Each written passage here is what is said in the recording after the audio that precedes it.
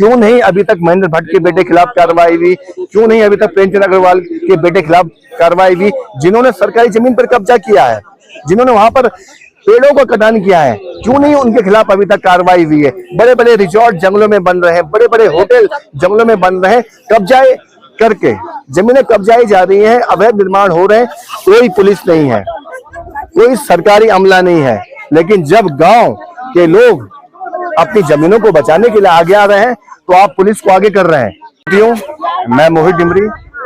साथियों, अभी मैं केदार घाटी के रुद्रपुर गांव में हूं और आप देख सकते हैं मेरे साथ बड़ी संख्या में महिलाएं हैं।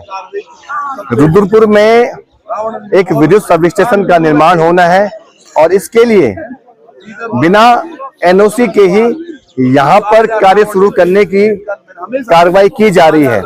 और आपने देखा होगा जब यहाँ पर पिटकुल के अधिकारी पहुंचे भारी पुलिस बल के साथ, तो महिलाएं भी पहुंची इस कार्य के विरोध में। और आपने देखा होगा महिलाओं के साथ पुलिस ने किस तरह से दमनकारी नीति अपनाई, महिलाओं के साथ अभद्रता की यहाँ पर। और आज हम यहाँ पर पहुंचे हैं अपनी मातृशक्ति के बीच इस गांव में।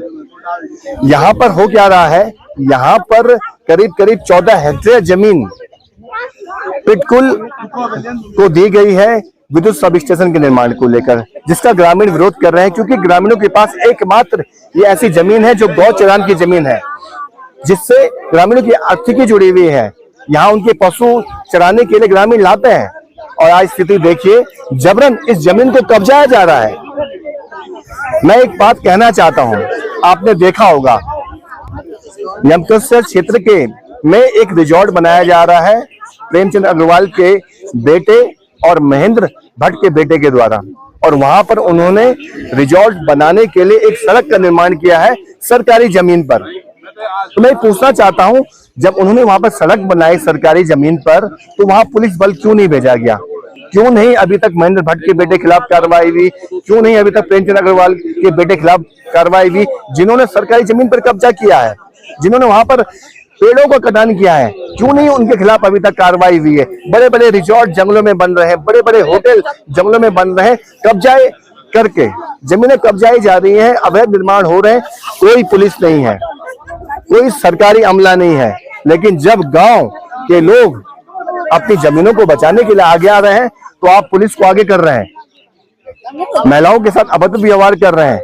ये इस राज्य में चल रहा है, इसे बिल्कुल भी बर्दाश्त नहीं किया जाएगा। और मैं ही कहना चाहता हूं, इस केदार घाटी में यहाँ पर जल विद्युत प्रोजेक्ट चल रहे हैं, फाटा भ्यूंग घाट प्रोजेक्ट यहाँ पे चल रहा है, सिंगोली भटवारी प्रोजेक्ट यहाँ चल रहा है, और भी तमाम प्रोजेक्ट चल रहे हैं। और इसकी कीमत यहाँ के लोग भुगत रहे हैं। लोगों के जंगल खत्म हो गए, लोगों की खेती खत्म हो गई, लोगों के मकान उजड़ गए हैं।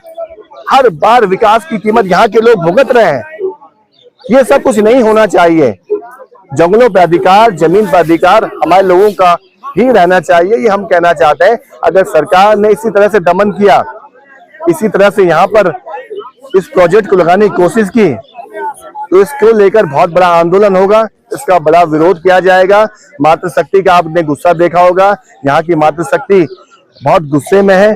इस प्रोजेक्ट को बिल्कुल भी रुद्रपुर की भूमि में नहीं बनने दिया जाएगा। और आने वाले समय में अगर ये कोशिश की जाती है, पुलिस बल यहाँ भेजा जाता है, तो इसका बहुत ही करारा जवाब दिया जाएगा।